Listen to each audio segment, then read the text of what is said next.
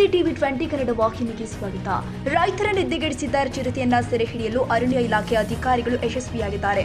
ಅಮುಕುಂದಿ ಬಳಿಯ ನಾಗೇಶ್ ಎಂಬ ರೈತನ ತೋಟದ ಮಾವಿನ ತೋಪಿನಲ್ಲಿ ಅಡಗಿ ಕುಳಿತಿದ್ದ ಚಿರತೆಯನ್ನ ಕಂಡಾಕ್ಷಣ ರೈತ ನಾಗೇಶ್ ಅರಣ್ಯ ಇಲಾಖೆ ಅಧಿಕಾರಿಗಳಿಗೆ ಮಾಹಿತಿ ಕೊಟ್ಟಿದ್ದಾರೆ.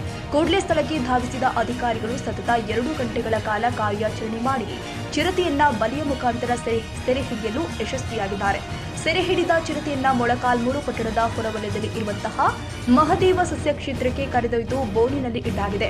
ಸೆರೆ ಹಿಡಿಯಲಾದ ಚಿರತೆಯು 2 ವರ್ಷ ಪ್ರಾಯದ ಹೆಣ್ಣು ಚಿರತೆ ಎಂದು ಗುರುತಿಸಲಾಗಿದೆ. ಚಿರತೆಗೆ ಪಶು ಇಲಾಖೆ ಸಹಾಯಕ ನಿರ್ದೇಶಕ ಡಾಕ್ಟರ್ ರಂಗಪ್ಪ ಪ್ರಥಮ ಚಿಕಿತ್ಸೆ ಕೊಟ್ಟಿದ್ದಾರೆ. ಚಿಕಿತ್ಸೆ ನಂತರ ಬೋನಿನಲ್ಲಿ ಇದ್ದ ಚಿರತೆಯನ್ನ ಚಿತ್ರದುರ್ಗದ ಆಡು ಮಲ್ಲೇಶ್ವರ ಮೃಗಾಲಯಕ್ಕೆ ಸಾಗಿಸಲಾಗಿದೆ. ಕನ್ನಡಿಗರ ಮೆಚ್ಚಿನ ನಿಮ್ಮ ಟಿವಿ 20 ಕನ್ನಡ ವಾಹಿನಿ ಇದೀಗ ಟಿವಿಯಲ್ಲಿ ಲಭ್ಯ. ಕರ್ನಾಟಕ ಮತ್ತು ದೇಶ ವಿದೇಶದ 360 ಡಿಗ್ರಿ ಸುದ್ದಿ ವಿವರವನ್ನ ಪಡೆಯುವುದಕ್ಕೆ ಟಿವಿ 20 ವಾಹಿನಿಯನ್ನು ಲೈಕ್ ಮಾಡಿ, ವಿಡಿಯೋಗಳನ್ನು ಶೇರ್ ಮಾಡಿ, ಕಮೆಂಟ್ ಮಾಡಿ, ಸಬ್ಸ್ಕ್ರೈಬ್ ಮಾಡಿ.